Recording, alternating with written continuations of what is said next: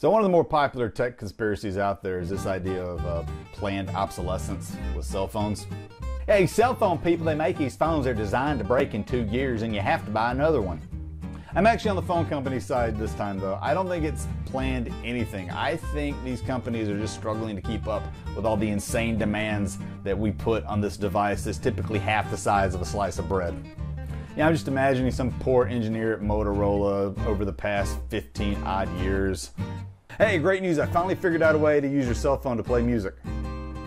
What? Oh, we're doing video now. All right, I'll get back to you. Okay, so I figured out a way to play videos on your phone. It's a good frame rate, nice resolution, looks really, really smooth and clear. What? We want to stream it over the network. And we're 4G now. Yeah, no, it's cool. No, it won't be a problem. I'll get back to you. All right, so you can do video, audio over the network, Wi-Fi, 4G, however you like. It runs really, really good at what? At GPS and Bluetooth and near-field communication, all at the same time. Okay. All right, so it does audio, video over your Wi-Fi network, 4G network. We're still on 4G, right? Okay, cool. Yeah, it does GPS, Bluetooth, near-field communication, whatever part of the spectrum you want. You can still use it as a phone too, if that's the thing people do. I don't know. I'm still using a Motorola Razr. Haven't even changed my shirt in over a decade. What? Wait, what? Where do you want Pokemon to go? All right, you know what? F this. I quit.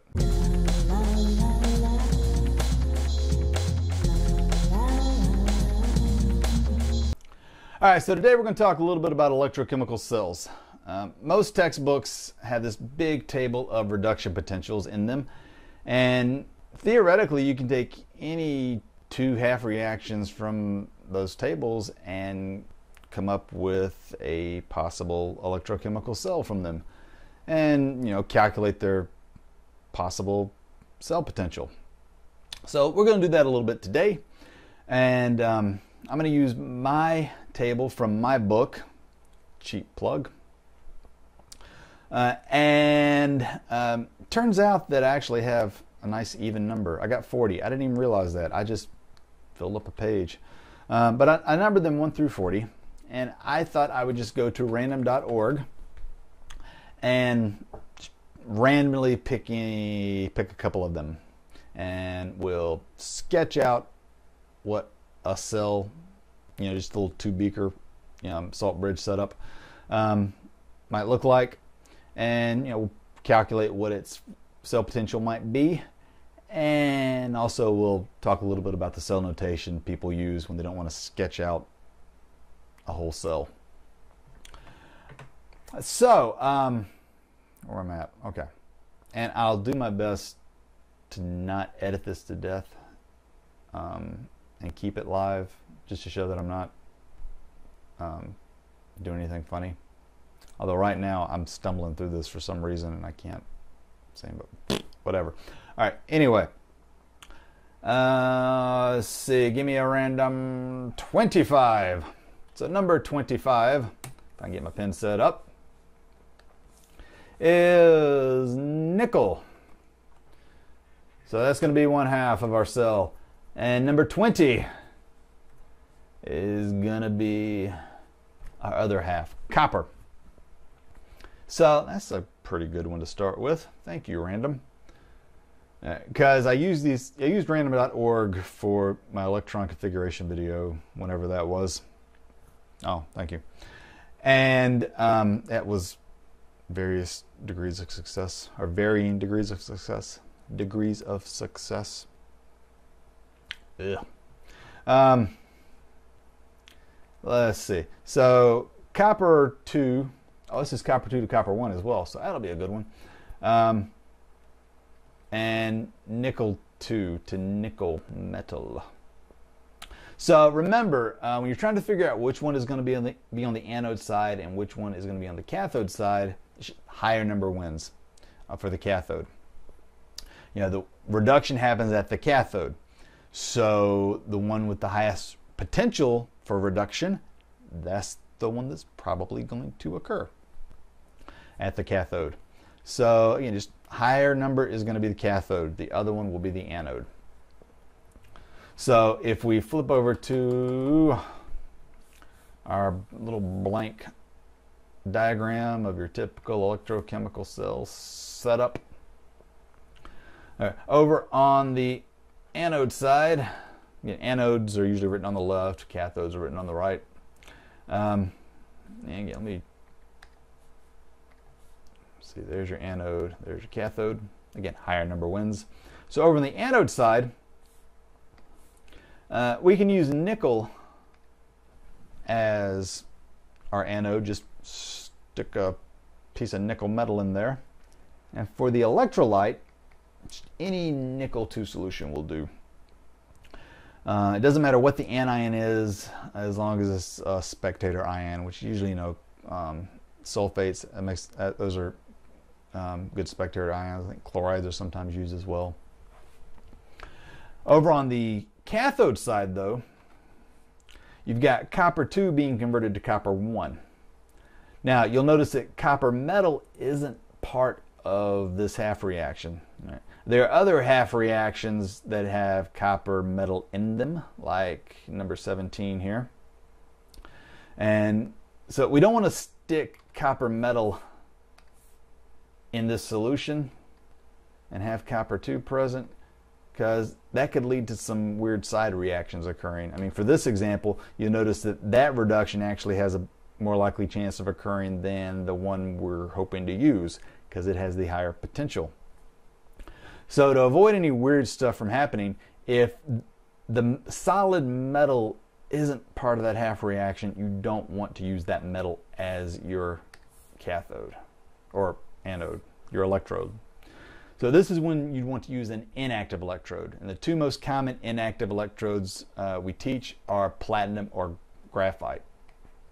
So either one would work. We'll just go ahead and use platinum. So in our electrolyte solution, we're going to need copper 2 and copper 1. Because remember, we're trying to calculate the standard cell potential here. And the standard in this case is everybody in the reaction at 1 molar. So all of our ions need to be at 1 molar concentrations.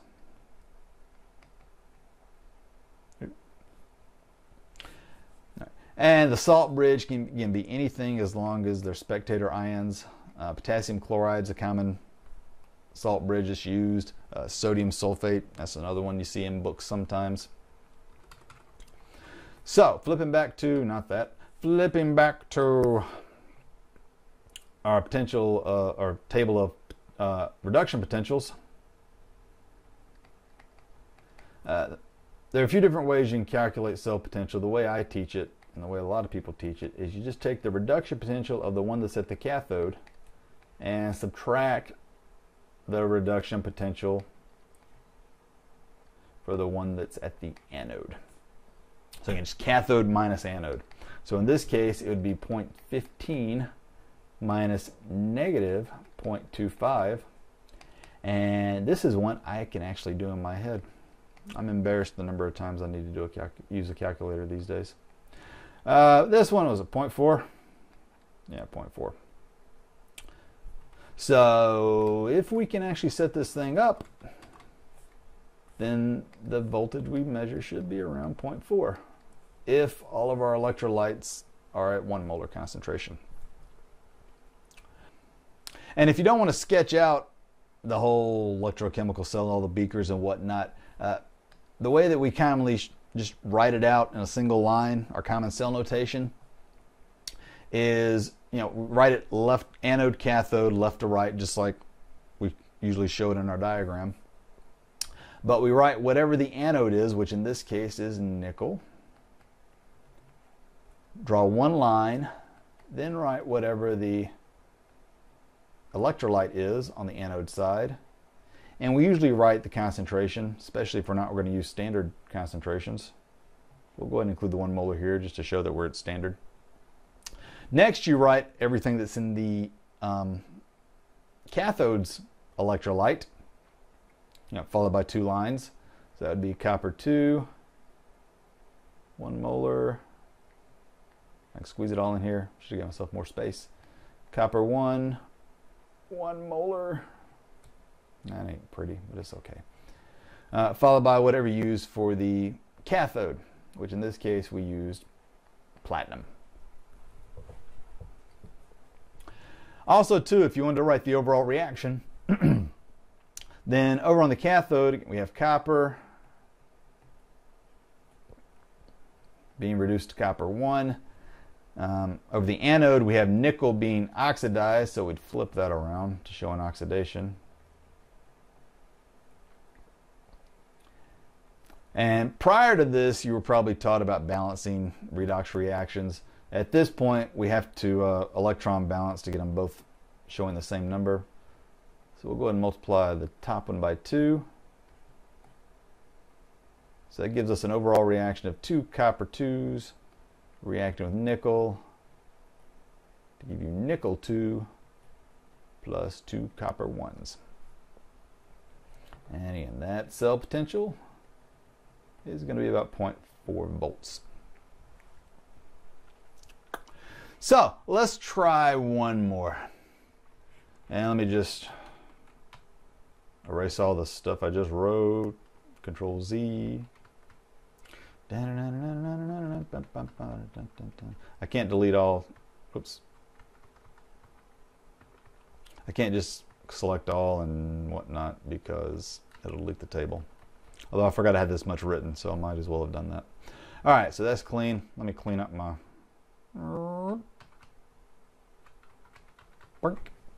Clean that up. So back to random. Give me a couple of other half cells random. Let's try 5. What is 5? Let's see. Do I want to do that one? Yeah, it'll work. All right, which is permanganate. Oh, it's an acidic too. And we'll try 34, which is magnesium. So again, which one's cathode? Which one is going to be at the anode? Higher number wins. Whichever has the highest reduction potential, that'll be the one at the cathode. So permanganate's reduction is 1.51. Magnesium is 2.37. So we'll start this time with the, while we're here, we'll calculate the cell potential. So it'll be 1.51. Let's see, minus negative 2.37. And that will give you 3.88 volts. So as far as how we might build this, again, let me flip to my diagram. So again, over on the anode side, we usually write the anode on the left. We'll go ahead and use magnesium as an active electrode. And even though magnesium does react with water, but we'll ignore that. Only a little bit. And we'll use magnesium ion as our electrolyte on that half. Over on the cathode side, again, like before, we don't have anything that's an actual solid metal that we can dip in our solution. So we want to use an inactive electrode. So this time we'll just use graphite. And any ions that we see in this half reaction, we want to make sure those are present in 1 molar concentrations. So we'd want permanganate. What's the other? Manganese 2. And also, we're going to make it acidic. So we'd have 1 molar H plus in there. Or technically hydronium, but we won't worry about that either. All right, so again, the salt bridge can be anything. We'll just use sodium sulfate. Again, that's another common salt bridge choice. And we just calculated this thing should be about 3.88 volts. Did I do the math right? Yeah, I did the math right. Okay. So that's what the thing might look like if we can logistically figure it out. As far as what the overall reaction is, over on the cathode side, we got permanganate and H plus and 5 electrons, giving us manganese 2 and water. I didn't say anything about the water before, but we're assuming it's an aqueous solution, so there's water there. And also too, we don't have to worry about it being 1 molar because of the stuff we talked about with equilibrium, which we talk about later when we talk about the Nernst equation. So yeah, the fact that it's water, we don't have to add that to our diagram. So over on the anode side, we got magnesium being oxidized. So we'll flip this around so we're showing electrons being lost. So to electron balance, it looks like we'd have to multiply the top one by 2, the bottom one by 5. So 2, 16, 10, 2, 8 on top, and 5, 5, 10 on the bottom. So add everything down except the electrons, they cancel out. And that gives you permanganate plus magnesium, lagging a bit.